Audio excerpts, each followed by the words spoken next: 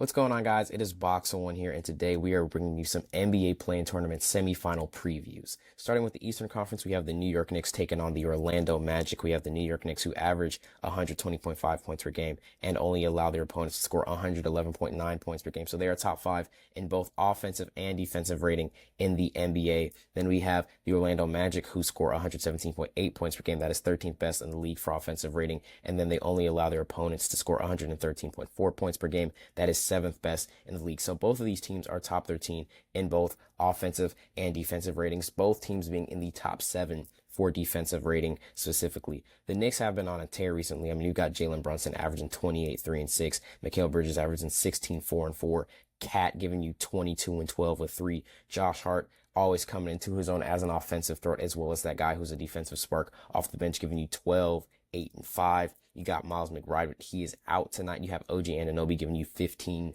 5 and 2. Jordan Clarkson with 10 points per game. You even got Landry Shamet, who's also out, but he was hooping, averaging 10 points for the New York Knicks. On the Orlando Magic side of the players, you've got Franz Wagner, who's averaging 23, but he's out with an ankle injury. Desmond Bane has been hooping recently, dropped 37 not too long ago, 19 points per game. Anthony Black coming into his own 13 points per game. Wendell Carter Jr. giving you 12 points. Suggs giving you 15, 4 and 5. Banchero giving you 28 and 4. Tristan Da Silva, Gogo, those guys are giving you good bench production as well. I think this game is really just going to come down to who can lock up who first, right? Both of these teams top 7 in defensive rating, missing some key pieces off the bench and in the starting department. I think because of who the Magic are missing in Franz Wagner being their number 2, and the New York Knicks still have their 1-2 punch in Brunson and Cat, I think the Knicks win this game pretty decisively. But with that being said, though, I would not sleep on Jalen Suggs and his ability to make things very tough for Jalen Brunson.